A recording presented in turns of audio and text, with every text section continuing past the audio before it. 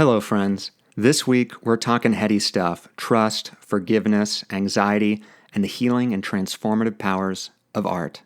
I'm Andy Green, and I'm so excited that wherever you are, however you are feeling in this moment, you've opened your ears, mind, and heart and decided to join us for the Naked Man Podcast.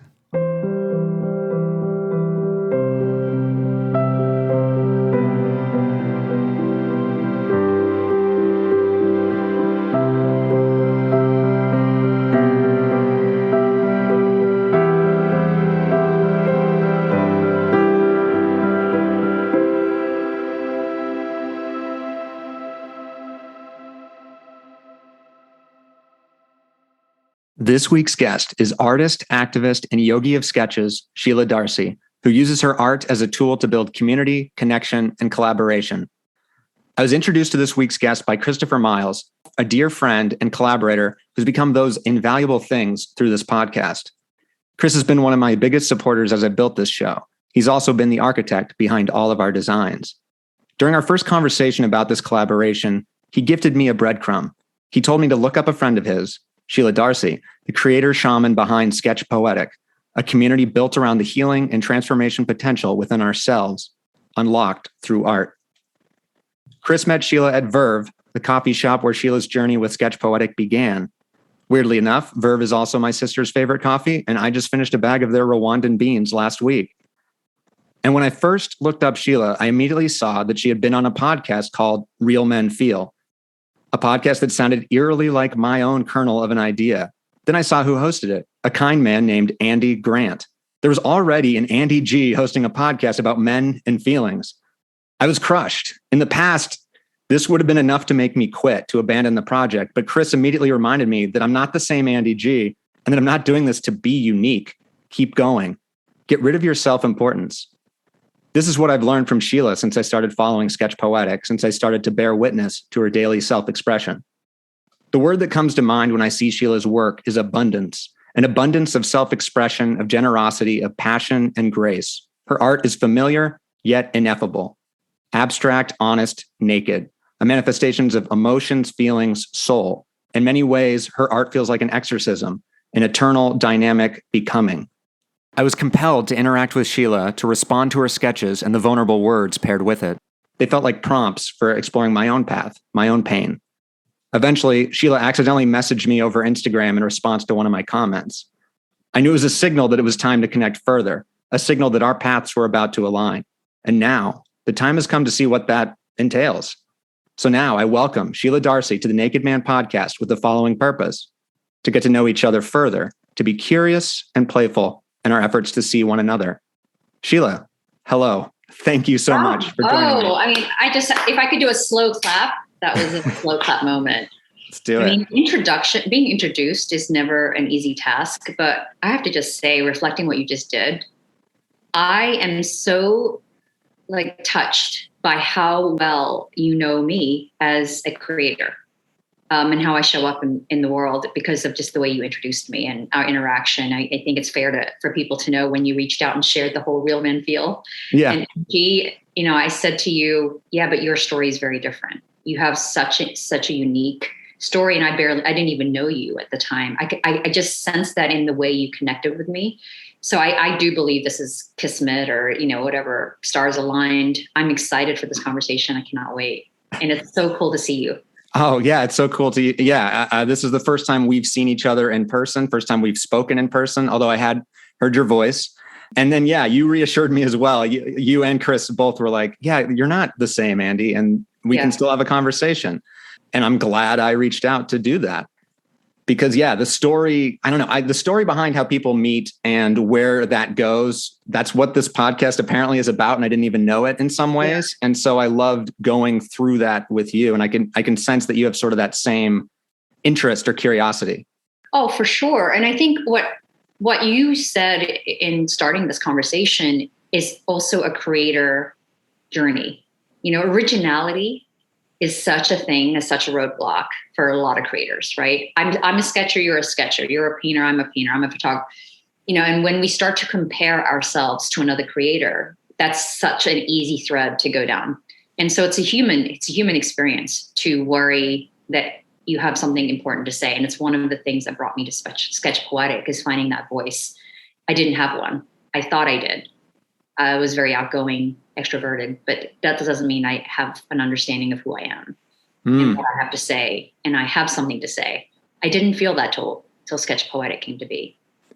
I think I'm sort of finding that similar thing right now too, that I've always been a good talker, like I could have dialogue. I could, I can play, I can pretend, but I realized that I sort of lost track of when I was actually pretending or when I was real and what I actually do have to say.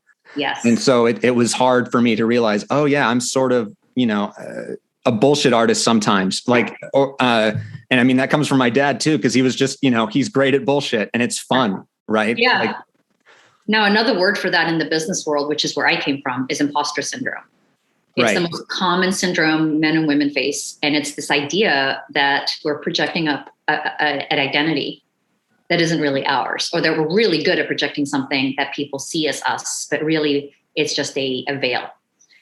So yeah, we all struggle with it. This is the human experience. We all struggle with the same thing. And that's the reason why I believe art is transformative. It is going to change the world, because at the base core of it, to your point earlier, is play and curiosity, which is I think the thread that connects us both whenever we speak, is we're curious. Like, who is Andy Green? What's he about? He's saying this, but I'm feeling this. Let's get to the heart of it. Can we be present, and can we be direct?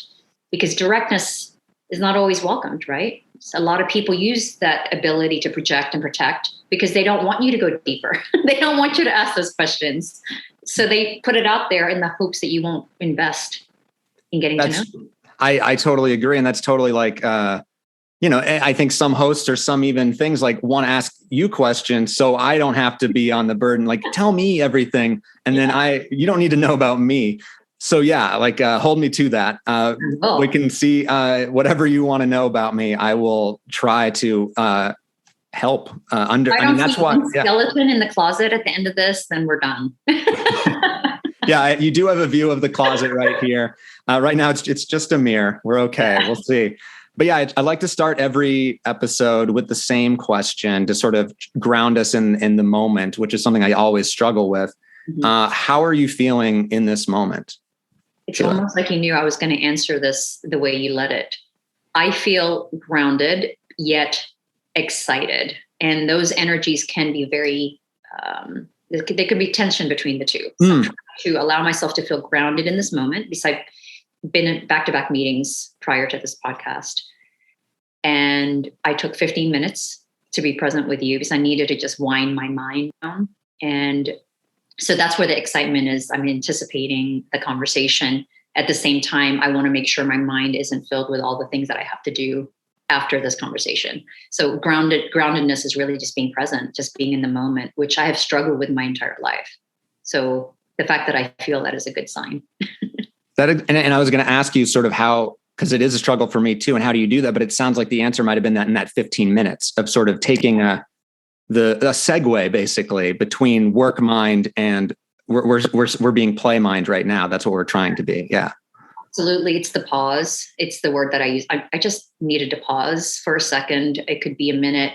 The thing is, time is such an interesting construct. Sometimes it takes me a minute to pause. Sometimes it takes me an hour, depending on what I'm trying to pause in. And so in this particular case, I just wanted my mind to slow down, my body to regulate, so that I could have a conversation that wasn't trying to maintain the pace in which I was moving just an hour ago, right? So that's really it. It's a lot of mind-body connection, which is really why Sketch Poetic changed my life.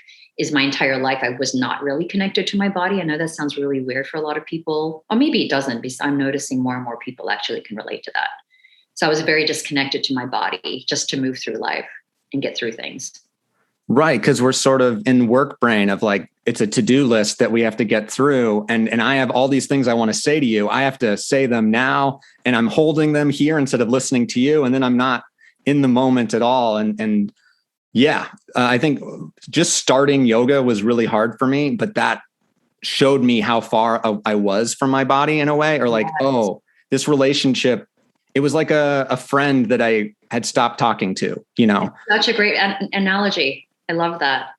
It's sort of humbling and hard to be like, oh, I can't talk to you in the same way that I used to, How old was that? Can I ask a funny question? How old was like when you were thinking about like the other identity or how old was that person in your mind, or did you have an age? Ooh, of like who I was trying to connect to when I'm in yoga? That's a good question. I think a lot of times, especially recently, the yoga is before I play softball, which is the adult version of baseball. I love softball. And baseball for me was, I think, middle school and that sort of puberty time. The really complicated, all the fear came during that time. So I sort of am trying to reach the me before all that happened, I think. Love it. And it's, comes and goes. But yeah, I'm getting better. That's what the practice is, right? It's not surprising that you chose that age. That's the age I speak to a lot, is the 15-year-old, the 11-year-old. Yes. Yeah. And I know, you sort of, when you're writing about your work, which I find just as meaningful as your work itself, probably because I am a writer. So I'm just like, that's how my brain processes better. But like it does feel like you're drawing to yourself. You're finding the kid again within you, right? Absolutely. No, that's true. It's an inner journey. And, I know people talk about the inner child and the idea of that in the spiritual realm, but also in psychology about the inner child world. But for me, I think it was just remembering. It was a remembrance. One of the things that I've always said, Andy, that I think has changed my life is when we think of transformation. So I was in the corporate space for 20 years, and transformation always looked like this, like entity becoming bigger than itself, grander, more impact, more value. So it's always transformation being like a butterfly. You turn from a caterpillar.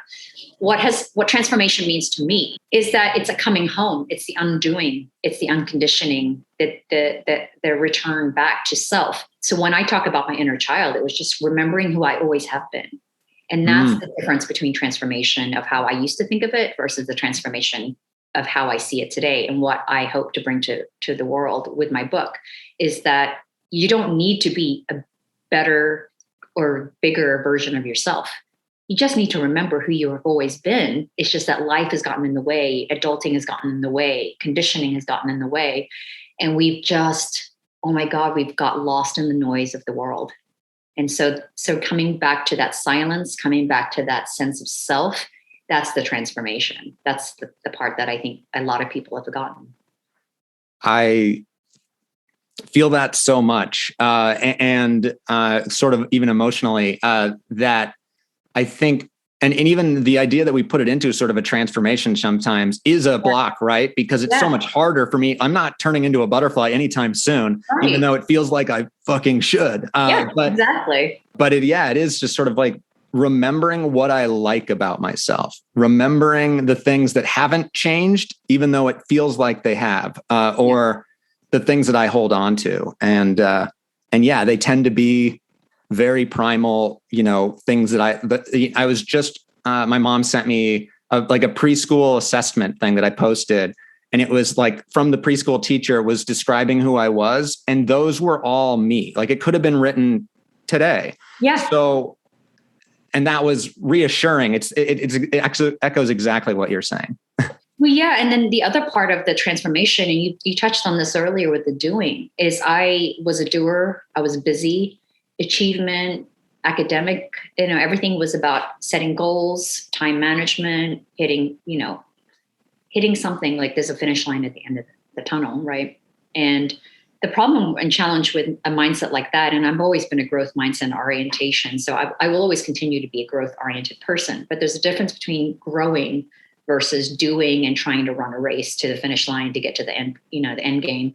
And part of it is forgetting how to play and forgetting what brought you there in the first place. So if we're so busy trying to get somewhere and we forget to ask ourselves why we're doing it, we're just basically running a race that isn't even ours anymore. We're on autopilot. And so, I really do believe this conversation around curiosity is honestly I think it's the grounding thing that you and I both share. We both believe in curiosity. Curiosity kills perfectionism. Curiosity for me kills judgment. Because if you can go into a situation or a scenario, being curious about it, there's no room for those things. because it won't let you, because you're too busy asking questions or too busy being like mining the field of like what's underneath that stuff that they're trying to say, versus you trying to get to the next point in the conversation, or trying to make your point, or trying to be right, or trying to be just. And so that's the shift. I used to sit on that side. I'd be having a conversation with you right now, and I'd probably be 5 minutes, 10 minutes ahead of you. Not because I couldn't, for the reason is I couldn't be present. I was too busy wanting to make sure that I was getting my point across, or too busy trying to ensure that you like me. Right. I same thing. For me, it's like, oh, I have something really cool to say. I like that, I think. And it's like, oh, no. And I don't trust myself to remember it. That's the thing. And I have a lot of trust issues with people, but mostly myself. And that breach of trust is sort of, I think, what took me so long to sort of get to where I am now, is trusting myself again. I think that's what your practice is about too. That's honest of you to say. Yeah. Well, I mean, every day you have to show up, and that is showing yourself, right, that you're here and you're trustworthy. You're not going anywhere. Yeah. Well, trusting yourself is much harder than trusting others. Yes. Yeah. Same with forgiveness too. Ooh, that's the heavy one. I exhale on that one. Forgiveness, that word is so loaded. That is where I was feeling coming into it, is that I had a weekend where it was like, ooh, I don't know if I can forgive myself about something. And it was an old thing that I sort of, but I realized that I am stronger now. And that is why the storm is my own making. That I even sort of sketched out how I was feeling. So I was like, I love that. I sort of felt like, okay, I'm like a plant in bloom, or I'm about to bloom, but then there's a storm coming, one that's deserved and one of my own creation. Mm-hmm. And I can either, shrink back into the ground and hide in the fear of this storm, or, I guess try and grow up to meet it, or sort of accept feel the storm. And that shift in thinking is revolutionary for me. Like, I don't like, that's new. I don't know exactly how that's happened, but therapy and just sort of saying more positive things to myself, I think is that. Yeah. You tuned into a lot based on my work, because forgiveness is a thread that goes through my entire journey. And I'll share more of why when you're ready, if you want to speak about it now. But you are confronted with a lot of things when you sketch to go inward. When you're sketching through what you go through, you get to see parts of yourself you don't want to see, or parts of yourself that you may feel ashamed to see. And part of the healing journey is to look at those things and not feel shame, but also understand that you did it to either protect yourself or to survive. And survival was my main reason. Trauma is a huge part of my journey. It's why I'm a mental health advocate. And creativity to me is our birthright. It is the thing that we are born to do, whether that's singing, dancing, playing music, voice, art. We just all have the ability to create. And those people that believe they can't be creative, a lot of those people, that's the first thing they say in my workshops. I'm not creative. I'm like, you're creating in the margins of your life every day, whether or not you know it. It's just that you don't call it that. Right. It feels like we reserve creator for very obvious art stuff, but someone who makes a cabinet, someone who does, I think it's anything that you're passionate about that is like that you put yourself into it. That's art. That's what I think. Totally agree. And I think, we brought up forgiveness, and it made us both exhale. So I'm like, okay, maybe we should play there. Absolutely. And so you said that is a big thing that you're confronting every day.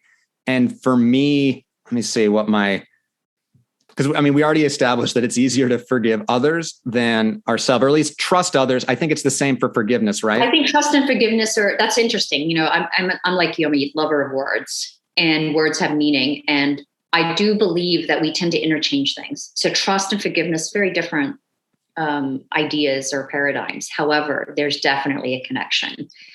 For me, self-trust and blindly trusting others were two sides of myself. So I would blindly trust people naively for my own reasons, But then when it came to me, I didn't trust that. So that's the reason I was such a people pleaser and perfectionist, because I didn't trust that I was enough for anything, whether I was enough in work or as a daughter or as a wife or as a mother.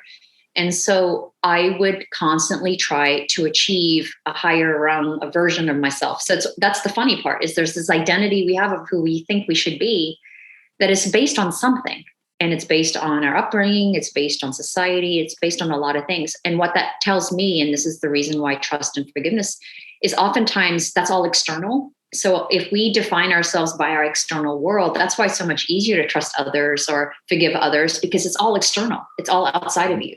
But then the moment you have to go inward and have those conversations with yourself, like Sheila, when you were 11 and this happened and you didn't say no, or you didn't stop that thing from happening, why do you feel guilt and anger and shame when the reality is at 11? Could you have said that?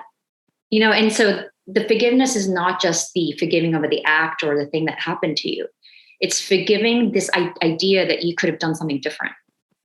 Because the reality is our brain is so powerful, our mind is so powerful. And that's why trauma is such an important part of the conversation, is because I had such a back-to-back trauma from the ages of 4 to 15. I often didn't realize I was in fight, flight, freeze mode all the time. So I was disconnecting and disassociating from my body so much, Andy. I don't even think I even realized it until I started to educate myself on the way our body and minds are connected. Our brain is a powerful, powerful tool. It's just that we don't realize how much it overpowers us as well.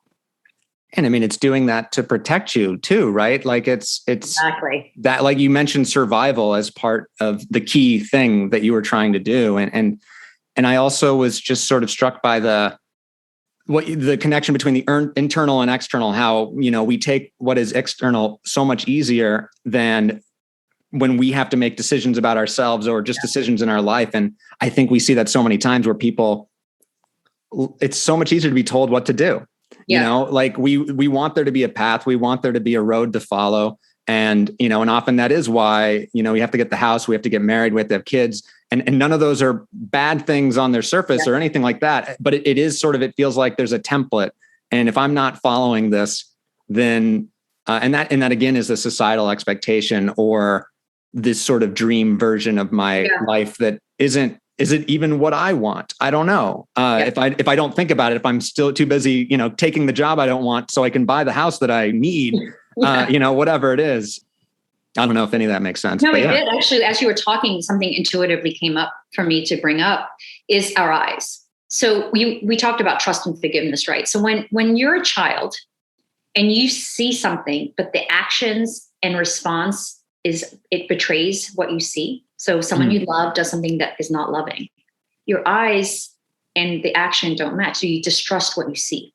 And in creation. Yeah. So you can see why sketching is so powerful, because what it did for me is as I sketched every day, I started to learn to trust that every mark made had an intention. It couldn't be undone. It existed for a reason. It could never be reversed, which is why I use a pen, not a pencil. Because, people with tendencies that I did when I first started, which is perfectionism, it would have been easy for me to erase because I would have got caught up in how it looked, right? And that's the reason why the creative journey is so powerful, because what it did is it allowed me to confront a lot of things in my life, and the paper was just a metaphor. So I've often believed my sketches or my art is a metaphor for my life. So there's nothing happening on paper, Andy, that isn't happening in my life. If I'm trying to erase something, it's because there's a part of my life I want to undo. If I'm trying to perfect something, there's something in my life I want to perfect. If I'm struggling with an audience in mind, my Instagram followers, that means that I'm something in my life is showing up where I'm too concerned with other people's thoughts. And that's how I connect with my art. It's much deeper. It's not just I'm sketching this abstract piece. What I do is I pay attention to what's coming up when I sketch, and then I connect it to how is it showing up in my life. That's why it's so powerful. Yeah. Wow. That's so cool. Like, I'm trying to so the idea of, because obviously this is a skill that you built, because I'm imagining the first time you did the sketch, were you able to just let every mark go?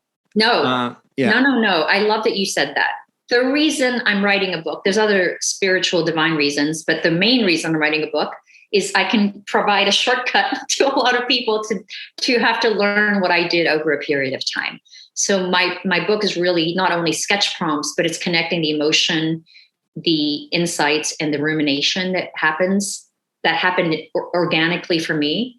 I basically started to connect the dots over time, but I didn't go into it that way. So what I'm trying to seed in people as they do the practice and understand that this isn't just sketching, it isn't an art class, that if you are to pay attention, it's exactly what I just said, then you will actually be able to connect with the creation beyond the marks that are being made. So no, the answer to your question, absolutely not. My first sketches were more like doodles, and they were intentionally, so just to give you a quick background on why I did it, I was struggling with severe anxiety flying. I got to a point where I didn't even want to get on the plane, and I would have to get wasted just to get on the plane. And then I had carry these little alcohol bottles. And I can understand and have a lot of empathy with people that have alcohol addiction or any addiction, because I get it. You're trying to numb yourself to a point where you don't feel anything. And that's what I was doing. I was also smart enough to know it was never about the flying. I knew that deep down, but I was so afraid, Andy, to confront the stuff that I knew I was pushing down my entire life. So I kept on running away from it. But it just got to a point where I couldn't run away from it anymore. And I hit every wall you could in my life that you could. Work, I was hitting a wall. Work, in my, money, financially, I was hitting a wall. Like all the ways that you could hit a wall, I was doing that. And so I finally just decided to confront it. And that's kind of how Sketch Poetic started off. Tear down the walls. Yeah. Yeah. For literally and figuratively. Yes. Yeah. What I was just going to ask you, this is slightly tangential, but I just remembered and I was curious, what was your corporate job that like before you had sort of this, I guess, awakening? I was going to say awakening, but I was like, that seems slightly cliche, but yeah. It is cliche, but it's the truth. Yeah. It's cliche. And listen, if people eye roll at that, it's because the idea that somebody, for me, awakening isn't just a spiritual term. I was just asleep at the wheel. I was just asleep at the wheel. My life was great. And my definition of success was very different.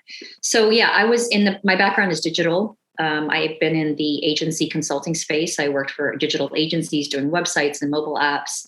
And then I kind of transformed more into a consultant working with executives and transforming their businesses. But this is the funny part.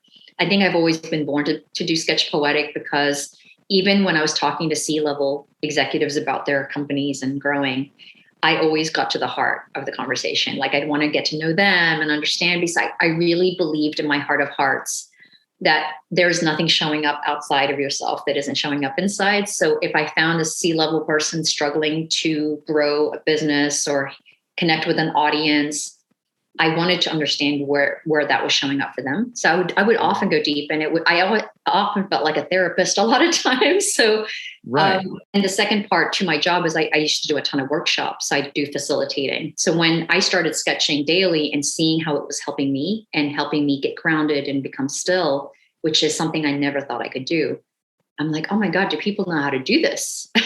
So I started hosting workshops before the pandemic in person. And then the pandemic hit and I just started doing virtual workshops. And that's where I started to get into the global community, because that's obviously not possible if you're doing it in person, unless somebody flies in. So I was able to see the connections, and especially going through a pandemic, which we were all going through, how emotions are the thing that connects us all. We feel them, we express them very similarly, regardless of culture, race, gender, socioeconomic background, sexual identity. When we feel something, we feel it and we express it, and it's very human. And that's why art and stories are the best way to sort of get that, because that's where the other ways are sort of preaching or telling you how to feel, right? Yeah, that's a great point.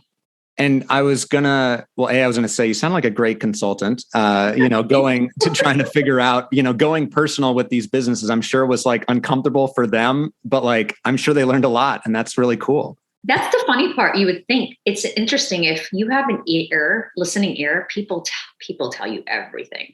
That's true. Yeah. I've experienced that too, I guess. Yeah. I'll if you care about what they say, they'll just keep talking. That's the key. If you care about what they say.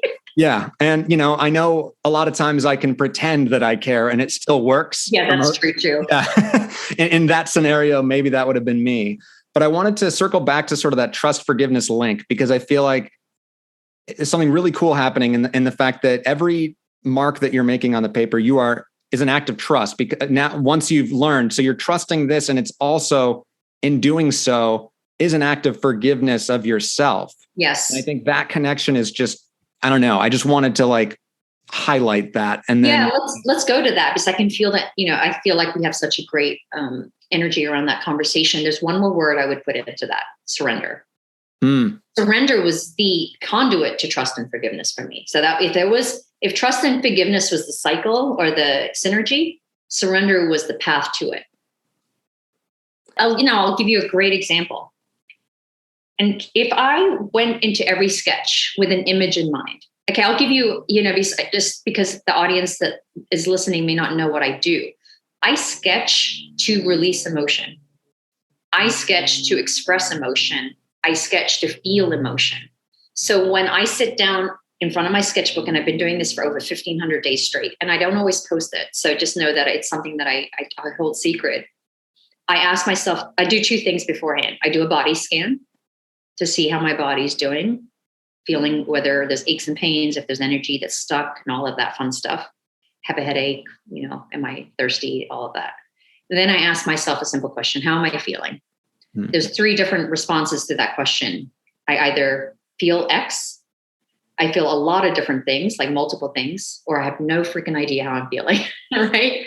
That would be mine, I think. Yeah, right? Yeah. And that's okay. I have no idea how I'm feeling. And then I sketch. But here's the key. This is why it's not a drawing class, my book, or what I'm trying to do. Is if I said I feel peaceful right now, right? And somebody doesn't understand what I do, they might think peace equals dove, peace equals the peace sign. That's not what I do. I say, I feel really peaceful right now. What does that feel like? And I think of myself as a dancer or a musician, a freestyle rapper, somebody that's baking. Is peaceful somebody that's moving really fast, or are they moving slow? Are they like vibrating high, or are they vibrating low? And I think of it as energy. And so when I'm sketching and I'm putting pen on paper, I'm mimicking the feeling of peace. So anxiety was mine. So my early sketches were very fast, very repetitive, because that's how anxiety showed up for me. It was very frenetic.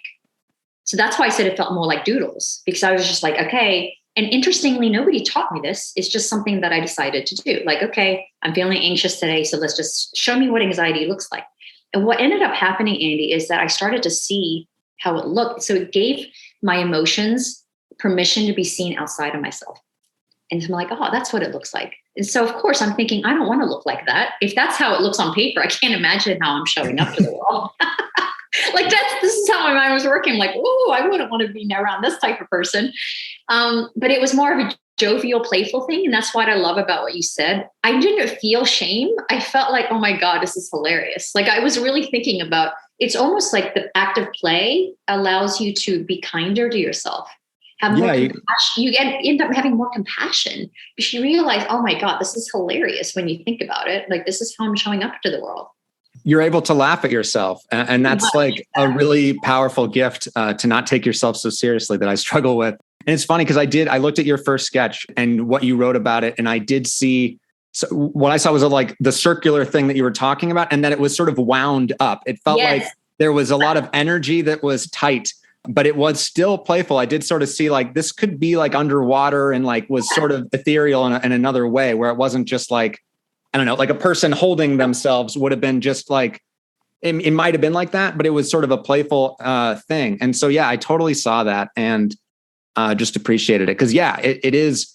And I think that's what my writing is too. Like what I'm preoccupied with is memory and forgiveness and, forgiveness of self and sort of how memories scare me, whether like, cause it's so fallible. And when I did drink to excess, and don't remember what I could have done haunts me, or what exactly. And then, personal question, like around, because I think it's important to the conversation and I don't know how I would answer it either. So just bear that in mind.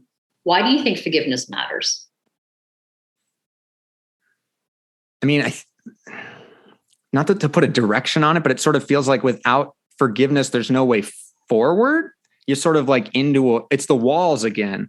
And I think it's a great question. I think forgiveness matters because it shows that mistakes aren't deal breakers or aren't the end of anyone's story. They shouldn't be. And I mean, I know there are bigger mistakes than others, but I have to believe that the whole point of being here, I think, is to learn from them, right? Rather than, oh, I fucked up and I can't forgive myself. I deserve to, be miserable. And that's, I don't think I knew that's where I was. I think I was sort of caught in whatever the race was in a way. Yeah. Or just like not wanting to grow up and being like, oh, the world doesn't accept me as, I'm a genius or whatever it is. But it was more just like, I'm miserable and I don't know what to do. But anyway, why do you think No, so it's interesting it's interesting. I'm going to answer that question, but I loved it the way you answered it, because part of the evolution, because it's all connected to the conversation we just had, right? You looked at my first sketches and you saw the energy and the reflection. What ended up happening is what we're about to talk about. Is as I started to sketch, I would ask myself these questions. Why does forgiveness matter? As an example. And then you said, it's like a road and a wall. So that's what I would draw. That's what I would sketch, is this idea of the answer. So I'm like, it feels like a wall. And so what I was doing was sketching through these thoughts. So it's not as if I went into it and saw a wall and a path. It's as I was answering the question, I let myself it's almost like my hands were moving to my thoughts in a stream, a current. And that's the thing that I feel like is a huge part of the transformation and healing, Andy, is oftentimes, and I know I can only speak for myself here, but I think this will resonate, is that we are defined by our emotions. We are defined by our actions. We're defined by all these things when really they're all transient. Who we are is different than who we are going to be tomorrow. How we feel at this moment is going to be different. Yet we put such a permanence to it. Mm-hmm. Now, I am this trauma. I am this moment. Like this weekend you just had. You are not that weekend. Yet you want to beat yourself up because it's a pattern you've seen over and over again. And so that's the reason why this is such a powerful conversation. So for me, if I had to answer that question of why forgiveness matters, I love what you had to say. For me, forgiveness is compassion for self. Forgiveness is seeing your wounds and your pain and your suffering in the eyes of another, and that realizing that perhaps you couldn't have done anything differently because you were trying to survive, that we're human, and that ultimately, if you can see that, I think the biggest lesson I've learned from Sketch Poetic is how much we don't realize how much we are, and I know this sounds funny, how human we are in terms of our physical bodies. Like we are so in our heads all the time, which is very ethereal. We don't see how our brains fire. We don't see how our thoughts are connected. It's all happening in this ether, right? Yet, how we show up in the world is defined by our physical selves. So it's really, to me, ironic and attention in how we look at the world through our mind, yet we are pretty much judged and perceived through physical things. So it's this tension of, you get where I'm going, is spirit. Basically, it's the spirit versus the human vessel. And so that's the reason why I think forgiveness matters, because oftentimes forgiving ourselves is an experience of looking how fallible we are as human beings. We're never going to be perfect. So it's a lot of self-compassion, a lot of ruminating on just how limited we are as human beings to go beyond what we can do in the moment, because, trauma is trauma. It limits us in many ways. Sheila, each time you talk, I have it's just like my brain's exploding. There's 18 different things I want to say. And I'm like, no, I'm still listening. I'm still here. So we're testing that. That's a beautiful thing. Yeah, we're testing that being in the moment, and also testing the trust of it'll come back to me. And one of the things that struck me was what you were saying about how we define ourselves in sort of a limited way of this weekend is horrible. That means my whole life is horrible, and all these different things. And it made me think of Spanish, the language, and that they have two different verbs for to be. Whereas in English, it's just I'm sad, I'm happy, and it sort of feels final. Whereas they have estar and ser is a sort of a more what I am boiled down, like a more permanent state of being. And then a star is sort of a more temporary state. And I think that's a very powerful and smart thing that they have two different verbs to express what English says is only one. Yes. And I think that can be confusing. And I'm very beginning in my Spanish journey, but like, to me, I was just fascinated by that. Well, I love that when we can converse, that you have 10 million things in your mind, because that's what happens to me too, but not because I'm trying to get ahead. Now it's because what you're saying or what we're saying to each other is connecting us to the greater consciousness. So let's talk about that. There's so much to sketching that has profoundly changed my life. As I mentioned, I was in the business world, right? So this isn't my world. What happened is I got more curious, like, holy crap, I've never been this still in my life. I've never been this silent in my life, this quiet. What the hell is going on, right? I was just curious. I was curious. So I started looking at neuroscience and psychology and body, how your body works. And so the other big part of why Sketch Poetics changed my life is that the way my mind is working when I'm sketching is this. When I'm doing it purposefully, it's with the intention of bringing my conscious to my subconscious and unconscious. So the idea is, okay, I'm just going to just use anxious because it's the one emotion that we've been talking about. I'm feeling anxious right now. My conscious mind thinks it's anxious because of the COVID. Like, my conscious mind believes it's COVID, right? Or my conscious mind believes I'm anxious because I'm about to do a pitch at my job, or it has all these reasons why it thinks it's anxious. But the invitation as I'm sketching is, what is my subconscious really saying? What is my unconscious really saying? And allowing that to come through, because what ends up happening is, as I'm sketching, I get into what I call the flow state, which you hear about. The meditative state is another word for it. So when you get in the flow state, you can just sit there and it's healing, right? It feels good to just be in flow. What I try to do, and it's not every sketch, every now and then it's just truly just a meditative act. I will get into a place where my unconscious is bringing up stuff. And it's saying, okay, you went into it with this idea of expressing anxiety, but guess what? This memory came about that happened 2 weeks ago, or, my childhood. And I don't take that. In the past, I would have just been a thought, but now I'm like, oh, that's interesting. So that's really it. Is our mind wants us to tap into our subconscious more and unconscious, but we're so in the conscious state. We're always in the conscious field. And sketching, what it's done for me, and I think you see it in my sketches, Andy, and the way you introduced me, is that there's something more beyond the lines that you're seeing. Right. It feels like you're sort of translating your pain.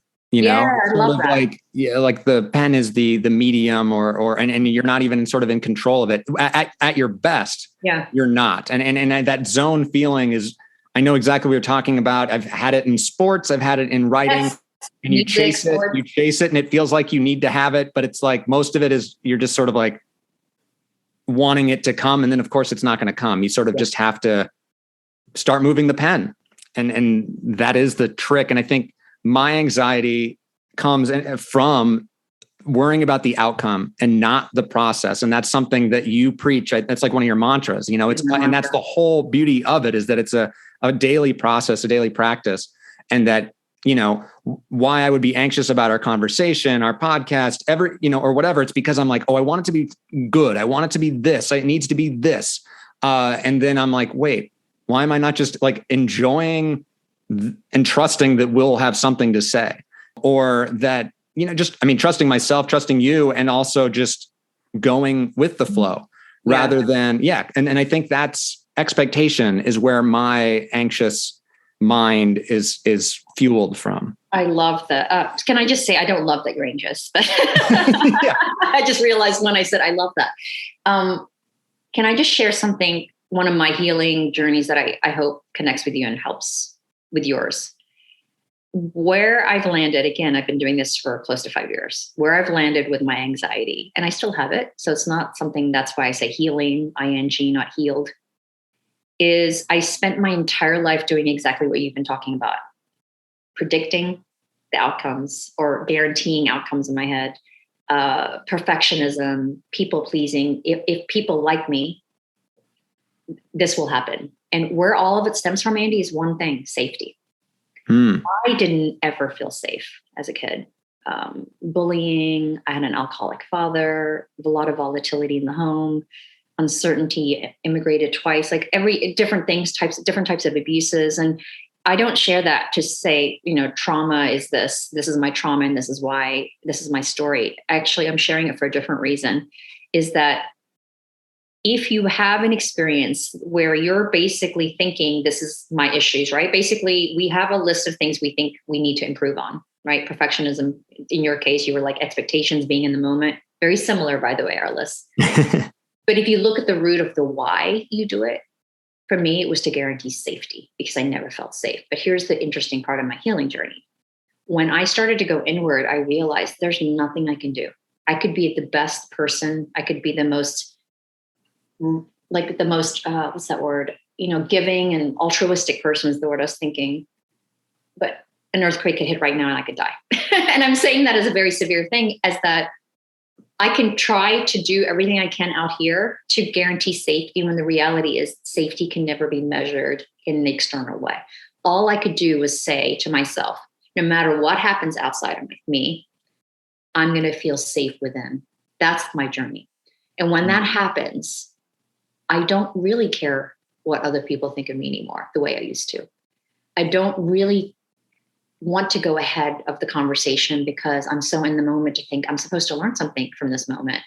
And so because I feel safe within. And so where I continue to be with my healing journey and where I continue to sketch is trying to continue to feel that inner, and they call it inner peace. There's so many different words for it. Inner peace, that alignment of purpose in your life, your soul's purpose, the connection to the greater good. There's all different ways people describe it.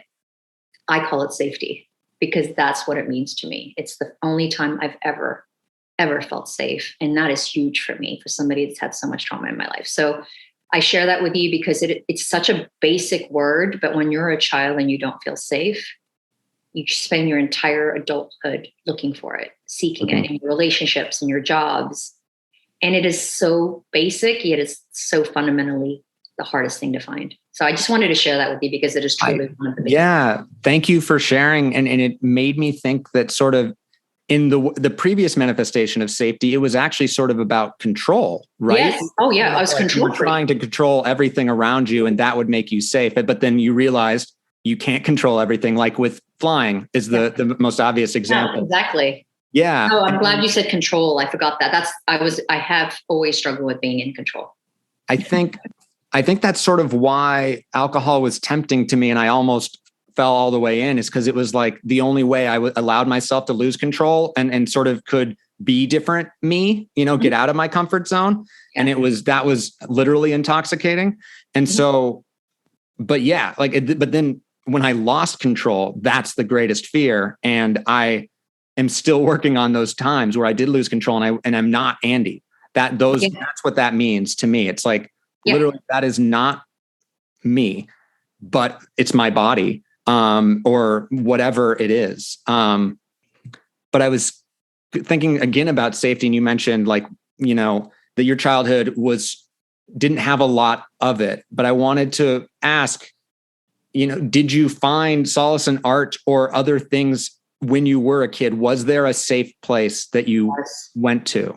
Thank you for asking that. It's a great way to kind of more full circle this conversation. So when I finally decided to see a therapist for my flying, that's the only reason I did it. I had mental health stigmas. Like in my culture, you don't go see a therapist. That's for other people. It's not something. Right. Nobody talks about their emotions. Come on, toughen up, kid. That's the mentality we had. So right. If you're in therapy, there's something wrong with you. Right. So because I was seeing it to overcome my flying, I put that in quotes. It was almost like, oh, it's like a nice step to seeing a therapist. But anyway, deep down, I knew it wasn't. But in the conversation with her, which was incredible, she would describe anxiety to me in a beautiful way. She basically said, anxiety is energy in your body you're not releasing. And that energy is caused by emotions you're not expressing. And I think I tell that to everyone that I speak to. That's a really beautiful way to think about the physical manifestation of anxiety. Her next question was this: do you remember, or is there something that you can do that allows you to feel what you're feeling? And I said, oh my God, I used to draw and paint when I was a kid, is what I said. She goes, have you tried doing that again? I'm like, yeah, I do it from time to time. I remember walking out of that therapist's office, and it was 6 months later before I fully committed to doing it daily. But I thought, oh, that's an interesting idea. I never thought to sketch or create to release my emotions. It just never dawned on me to think of it in that paradigm, right? So then I was in the heat of my career. I was a managing director of an innovation agency, so I couldn't fit it into my life at that time. So in that moment, 6 months later, I committed to quitting that job, finding another job where I could still add value and create impact, but still be able to create a world around this daily sketching, which is where I got to Verve. So I basically said, I can't come in until this time, so I'm going to sketch. Like I told my job, this is what I'm doing. It was so beautiful because I never showed up this way before. And they just thought, well, that's funny. And I just said, yep, I'm going to be at this coffee shop from this time. I'll be in at this time. And I held that time sacred, Andy. I held that time sacred.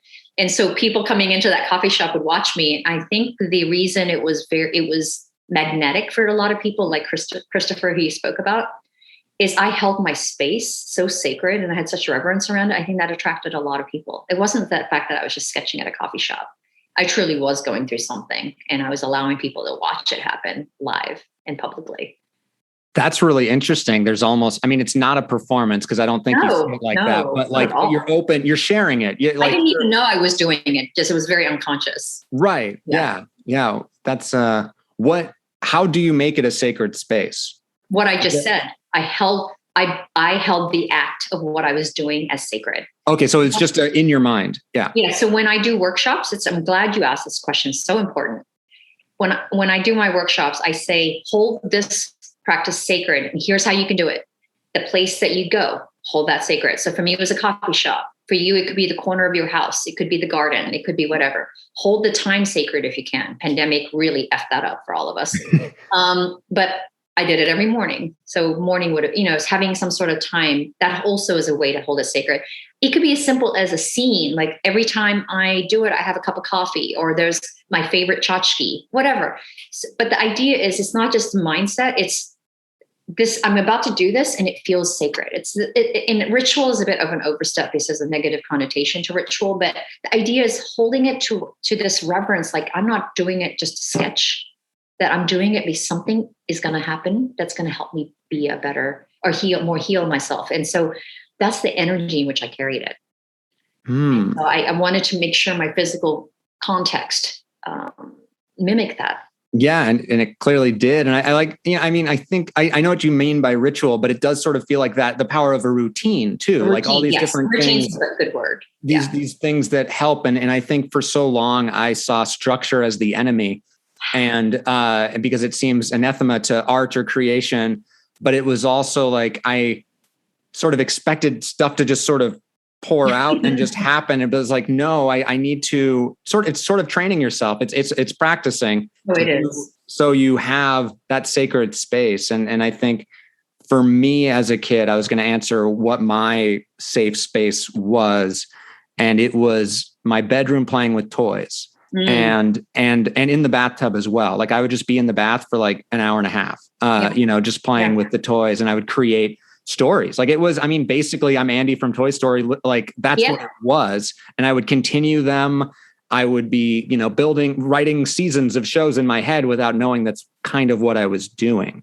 Yeah. And I did your imagination. You were playing with your imagination. Right. I think it's also how I processed. Like I was able to, there's characters that I'm playing with. So there's a little bit of context of like, oh, I know who, Batman is, but then I can put him and the things that I'm grappling with, like basically put that onto these characters or these, the animals that, cause like some animal is more obviously a villain or whatever it is. Cause I was a kid. So it was very basic, but yeah, processing, I think like death, grief, love, anger, betrayal, all those different things that I was seeing in the world and, and TV too. And just sort of like, oh, I only felt safe doing it by myself. I think it's why I was afraid of sports growing up, because it was like, oh, I have to learn with other people. I hate learning in front of other people. I hate failing in front of other people. I hate failing in general, but it's like, it's an embarrass, shame thing.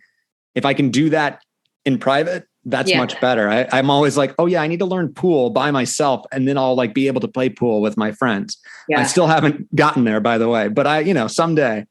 Well, I love that you're saying that. And I think that's so cool that I'm picturing you and, playing with your toys in the bathtub. the reason I believe my purpose and mission is so powerful is I genuinely think that there is another wave of health and wellness that is happening. We've had meditation, yoga, art as healing is important. And it's important because as children, we knew how to do it, but we didn't understand, like a lot of times when we were kids, we did it to escape, right? To escape into our imagination, whether it's for good reasons or not so good reasons. We often did it to escape. Well, as adults, we encourage it to do it to connect to us because it's connecting back to. But what if we actually were taught this at a young age that, hey, guess what? Young girl or boy, if you create, you're not just creating to play and to be curious. You're also creating to heal and to help you process any hurts and pains. And if you can connect to that, you're not just escaping your world, but you're connecting to your body. That's really what it's about. If we train ourselves to disconnect from our body much more than we realize. And the other day I did an event and I had hand painted a piano, and I was sitting in the middle of this event in Beverly Hills, first major outing with a lot of people. And I caught myself rising above myself. Like, that moment when you kind of see the world and I'm like, oh, that's what it feels like to disconnect. And it's because I was feeling so overwhelmed with joy. It wasn't overwhelmed from trauma. I was feeling really overwhelmed with love and gratitude. And I literally felt myself pulling away from myself. And it's my body disconnecting whenever it feels overwhelmed. Oh, wow. Yeah. Right. And I'm like, oh, it's so interesting. My body's just so used to disconnecting whenever it's overwhelmed, but this was a good overwhelm. But it doesn't matter. The body just knows, like, oh, Sheila's feeling a lot right now. So let's help her. Right. And so I had that moment. And that was almost 5 years into my sketching journey. And I'm only now realizing that I do it as well when I'm feeling joy, overwhelming joy. So these are the types of lessons that's been coming up that's so powerful. Yeah. And I think I'm having similar lessons, like, because this weekend was, I had a panic attack, and that's not something I remember having, but then it was like, felt like, oh, I've been here before, it was one of those things. But I was like, really like, okay, let's feel this, let's go through it. And I was also like, found myself writing, because I'm just like, and I realized that's what I do. That's what whatever it is was what I was doing to process, to cope, to when I'm afraid, when I'm confused, I write it down, It's sort of, so I don't forget it also, because that's my fear of like, oh, I don't want to not remember. I want to learn from it, or I want to know what I was feeling when in tomorrow, because I've, squashed it down, I won't remember. Yes. Because I think I did that for so long, or I was afraid to write stuff down and I would just ruminate over and over. But now it's just like, yes, this is what I do when I'm scared or when I'm confused. I think I learned, I was telling my therapist this last week that I don't know the moment, and maybe you have a similar moment where you're a kid and you realize that the world is fucked up, and I realized that at a young age. I don't know the moment. Yeah. I just know that it's true, and that I did not know how to deal with that, and I did, because it was like, oh, I don't know how to help. I don't know how to do any of this, and it was overwhelming and it was scary. Yeah. And also was like, I'm fucked up too. That's like, I knew that's what that meant too. Yeah. It's taken me this long to sort of be like, I don't even know what's the next sentence is there, but like, I'm writing it, I guess. You I love it. Yeah. I love it. Everything. I'm just echoing and reflecting right now. That's back to you. One of the things I do, and even regardless of whether this is a podcast or not, is things come up as people talk, because what sketching did for me is it allowed me to do what I did, daily sketching. And then when I looked up and saw the world, when I engage with people, it's almost like I'm sketching with you. I know this sounds it's a visual sketch. So one of the things that came up a lot in our conversation with you is this idea of forgetting something. I just wanted to, and I want you to ruminate on that idea, because there's something there that's really deep. Like if that came up for me, I'd go, whoa, where's that coming from? I said, but keep on saying this idea, like I'm afraid to forget, is what I heard. You said it like 4 or 5 times. Yes. In different contexts, by the way. Mm-hmm. So if I were sketching and those thoughts were coming up, I think there's gold there, because it's my subconscious and unconscious saying, why do you keep on bringing up this idea of So I wanted to share that with you because that was what would happen with me with sketching. Is like, Yeah. I would have this constant narrative, this record of the same words over and over again. But instead of just letting it play, I go, oh, well, that's interesting. And I go deeper and deeper, which is the curiosity. I'm tempted to go into that curiosity right now, or that's my prompt for my sketch based on our conversation. Or writing too. Yeah. I think they're both, but yeah, I've been definitely preoccupied with that in my work, but also in sort of that I realize that I repressed memories, or that I don't know if I can trust my memories. And which means trust myself, because, whether I realize that I'm either cherry picking memories to make me better, but normally to make me worse, inventing memories or remembering things. So, but like, I find myself in binary things of I'm the hero or the villain in these stories or these memories.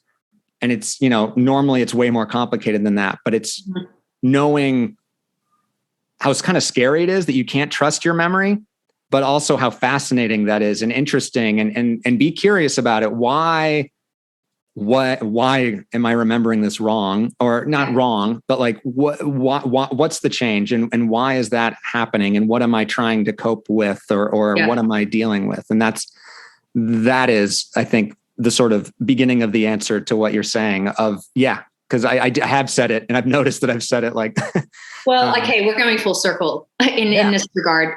So you asked me, you had started the podcast with the word forgiveness. So this is not related to sketching, but something that came up as you were talking about you ruminating on this memories. So being a parent, I'm a parent. I have a 13-year-old. The greatest joy of being a parent for me is being able to stand outside of myself at a certain age.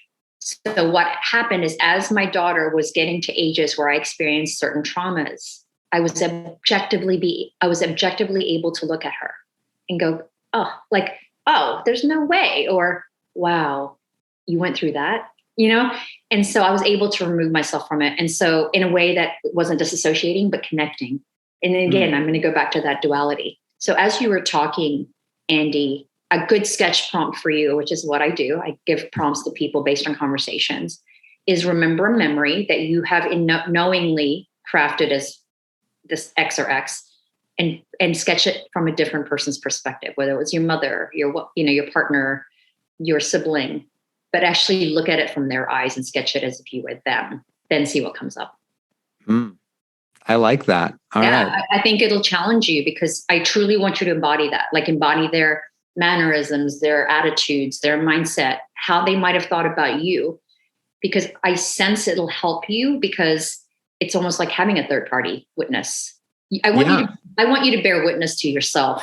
So that's why it's such a gift. And this is what's the joy of conversation. This just came up as we were talking. I have that gift because I have a child. So I'm able to see these moments often, even because I'm older than her. So I'm always going to see it. Right. But you don't get that luxury if you're not a parent, right? To see yourself in these different ages. So create that mindset of looking at yourself in a memory, in a situation, and look at it from somebody else that was in there, or potentially somebody that, like, those movies Scrooge, where they go in and as if they were watching, like, exactly. Yeah. The what happens? See what comes up for you. I'm gonna sketch poetic. Yes. Yay. You converted me. We did it. One person at a time. Well, you got your goal for today. I think this is let's cool down. If we're on the plane and we're comfortable on the plane, we're now about to land here. And hopefully there's no turbulence. That just gave me an exhale. Thank you. Yes. And I ask everyone this question, and this one's a little bit different because I think most of my episodes so far have been with existing friends or old friends or reconnecting friends. And I think we are perhaps new friends. I don't want to be too forward, but I just want to ask, because I think it's very important, because it's hard to be friends with someone. I think it's hard to know everyone's different, and there's not a rubric for being friends. And I'm doing a very big build up for this just because I think I am embarrassed about asking this question for some reason. So it's how can I be the best friend for you? Or what do you value in relationships, or what makes a relationship worth having or nurturing? Oh my gosh, such a great question. And I can understand where that fear or embarrassment was coming from, because the implication of asking somebody, I think the word best is always a, a descriptive word that could be triggering. There is no best. I don't have a best friend. What I will tell you this is how you can show up for me. And it's the most easy thing you can do, but it's also the hardest, is be yourself. It's be yourself. Like where I find the most comfort and the people that I'm the most grounded with is that I can just be myself, in that I just don't have to think about how I'm showing up to them. Because they're so busy just being themselves. It's like, I know it sounds silly, but it's basic, but it's hard, because that's the whole point, right? Is that the thing that's coming up for me, and that I think is important to share with your audience, and it was my shameful moment when I was sketching, is I treated my friends like a check box on a list. I haven't seen Andy in 3 months. I should go see him. Not because I wanted to see you necessarily from the heart deepest parts of myself. I thought, well, Andy, I don't want Andy to think I don't care. I don't want Andy to think I've forgotten him. And so where it was really coming from wasn't about you. It was about me feeling better about myself, being a better friend to you, and how shitty that is. Right. There's a calculation there. Yeah. Yeah. Well, but it comes from a place of wanting to make sure it's the people pleasing thing. Right. And so to answer your question, and I answered that kind of long winded, but I'm glad I did, is that if I were to ask a person that is truly a friend in my life now, do they feel like a check box? They will say no, because when I am there, I'm present. So if we can just be present with each other in that moment and nothing else exists, that is the best thing you can provide for me as a friend. Because in that moment, there's a reason we're connecting. And in that moment, there's something we're supposed to process together that is greater than us. That's truly what I believe. So if that means it's X time or this podcast and we see each other in the grocery store, it's very different, right? And so I think that's how I would answer it. There is no answer, definitive answer. It is in the moment. No, that's a beautiful answer. And because I'm a people pleaser, I think I always agree with people when it's, but I also am like, well, yeah, I want that out of a friend too. Because I think a lot of times I would be different people with different friends, or I wouldn't feel comfortable being myself. And a lot of times that was my own anxiety. It wasn't necessarily the people dictating that. Right. Yeah. But I didn't trust myself to be myself with everyone. And that's been sort of my journey here, is like, I'm going to smush all my identities. Why am I having baseball Andy, academic Andy, from a kid, all these things were so confusing. It's just like, let's just be Andy. Yeah. And whatever flawed, whatever wonderful Andy that is. And I really appreciate what you said about being in the moment and having sort of no expectations either. Cause I have found myself in that trap too, of like, oh, I haven't seen this person in a couple of months. I feel it's guilt, like, oh, I need to be friends with this person. But it's also like, I don't feel that the other way. I'm sort of like, oh, when someone thinks of me and they want to hang out, I'm like, oh, okay.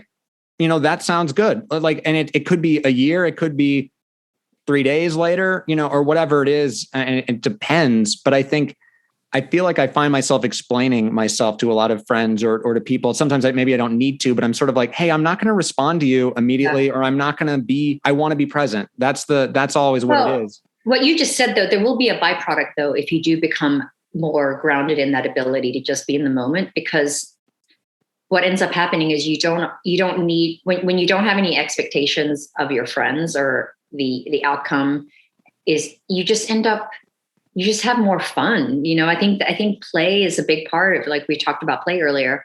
I think we just get so caught up in perceptions of who we are and how we're showing up and all these different identities. It's just so exhausting, really. But yeah, no, I think it's just nice to just be, as you said, the 2 words. I love what you said about the Spanish words. I'm going to have to ask you to text that to me. Oh, yeah, I will do that. I feel like we've sort of reached the end here. I mean, I could talk to you forever, but I feel like we're at a good place now.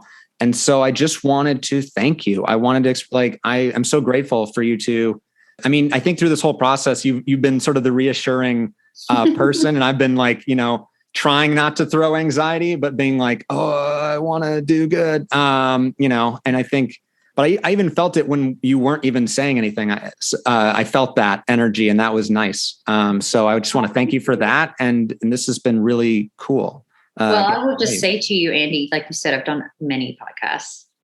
This one felt like you said, an old friend coming together and just talking. And that to me is important because, you know, as much as and it comes from such a beautiful place. You're such a pure heart. That's the word that came across as we engaged. That you have such a pure soul, and pure as in, I see that inner kid that just wants to be loved. And that's what what came across. It's like, I don't do it for any of that's what it was feeling like. And what I was trying to reassure you. And I think it's because I'm a mom, that part of it comes out. It's like, it's going to be okay. I love you no matter what. Like, that's what I was saying. Yeah. The Mr. Rogers. Yeah. Regardless of this podcast. I mean, I never would have anticipated anything different than what we just did, but you are loved just as you are. And we are enough. And it's the same narrative, the same issue. It's universal. I don't care where you're at. Being enough is hard to accept. It's really hard. Yeah. Well, and I want to send that to you because I feel like I'm sure you're probably normally the person dispensing these things, but I want to make sure that like you are enough and that I really appreciate you and all the things you sort of stand for and not even stand for. It's like you're actually living them. That stand for is actually maybe not. No, I think that's a big compliment. That's probably the highest compliment you can give me, is that I'm living it. Besides, again, imposter syndrome. I projected a lot of crap that I didn't live and breathe for a long time. So I call myself when I don't walk the walk anymore. And sometimes I fall. Sometimes I do fall and I like, why are you doing that again? Oh, okay. Let's remind yourself why. Thank you for saying that. It really means a lot. Of course, Sheila. Well, I look forward to whatever our next chapter is. Yeah, chapter 2. Chapter 2. Ooh. Second chapter is always a little scarier than the first. See, I'm already worrying about the outcome. That was a joke. Yeah, exactly. There's a shadow in the. Is there any skeleton behind me? Did you see? Oh, you did see that. There's a skeleton behind me now. There you go. We're done. We're good. We can wrap this up. All right. Thanks again for being on the podcast, Sheila. And I look forward to talking with you soon. For sure. Thanks for having me.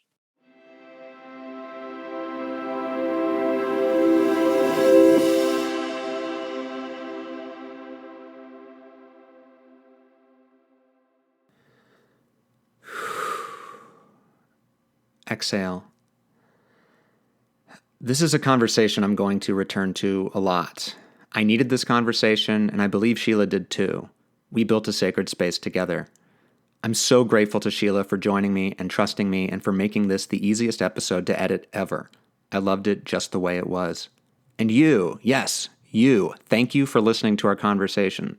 As Sheila said, you are loved just the way you are. We can all pre-order Sheila's book, Sketch by Sketch, on sketchpoetic.com. Now, Mom, don't order it yet. I'll get it for you for Christmas. But while you're waiting for your book to arrive, you can find the soundtrack to Sheila's life and every other lovely guest I've had on the show on the Naked Man Spotify profile page. Please rate and subscribe to us on iTunes, Spotify, or wherever you get your podcasts. Tell all your friends and fellow seekers. And if you want to join the community, please follow us on Instagram at Naked Man Pod and on Facebook at Naked Man Podcast. And don't hesitate to reach out to us at nakedmanpod@gmail.com. Better yet, give us a call at 747-231-7120 to share your thoughts and feelings about this episode or whatever you're going through right now. Next time on the Naked Man Podcast, I'm going to tell another story from my childhood. Lucky you. And in the meantime, as my dad always says, be sweet.